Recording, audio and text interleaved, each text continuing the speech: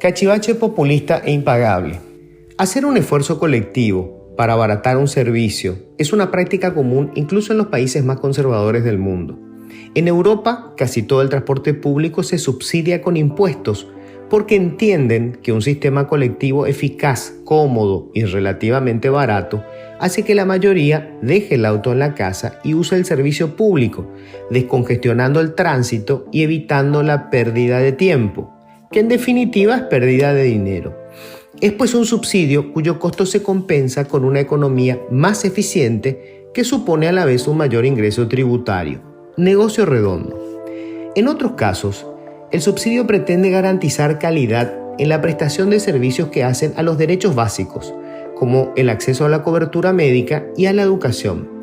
Si el modelo funciona, y conviene aclarar que son pocos los países que consiguen hacerlo funcionar, ese aporte colectivo se traduce en oportunidades para todos, permitiendo cierta equidad social. Esto es, que los hijos de los ricos, los pobres y la clase media tengan algo más o menos parecido a una misma línea de partida en la dura competencia del mercado.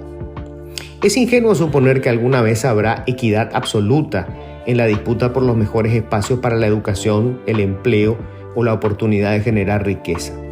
La idea es que nadie quede totalmente rezagado solo porque tuvo la mala suerte de nacer en el seno de una familia pobre y sin ninguna instrucción ni contacto con el arte y las ciencias.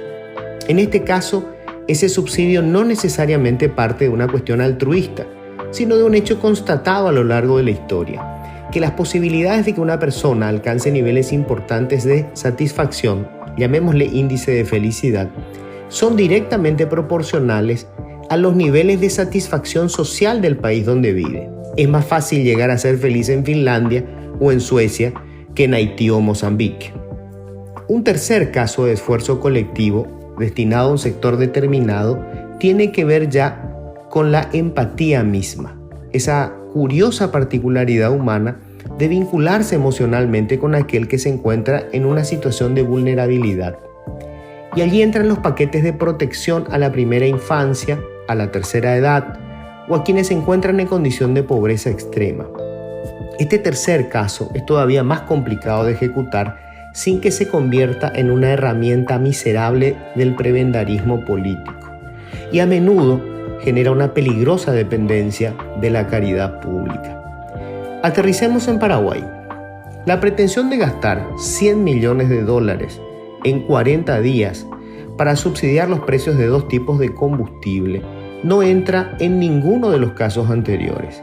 Es una montaña de dinero público que beneficiará a ricos, alguna clase media y puede que unas cuantas familias pobres.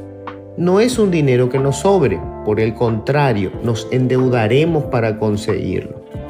Si el gobierno anunciara que tomará semejante préstamo para transformar el horroroso sistema de transporte público, o para reparar 200 escuelas públicas en ruinas, o para evitar la inanición de las 300.000 personas que se encuentran en condiciones de extrema pobreza, podríamos considerarlo. Se enmarcaría en algunos de los casos en los que el esfuerzo colectivo en beneficio de unos pocos resulta razonable. Pero en este engendro aprobado a las apuradas por los senadores, nada está claro. No sabemos quiénes serán los beneficiarios principales, los camioneros, los agroexportadores, los emblemas y las estaciones de servicio, el consumidor.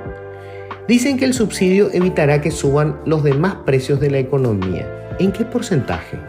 ¿Cuánta inflación supuestamente estaremos evitando? ¿Vale $100 millones la diferencia? ¿Qué pasará cuando se acaben los recursos si la cotización del petróleo sigue por las nubes?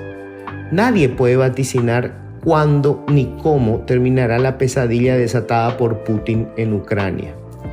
Cuando las dudas superan por basureada a las certezas, lo que tenemos no es un subsidio, es un cachivache populista e impagable.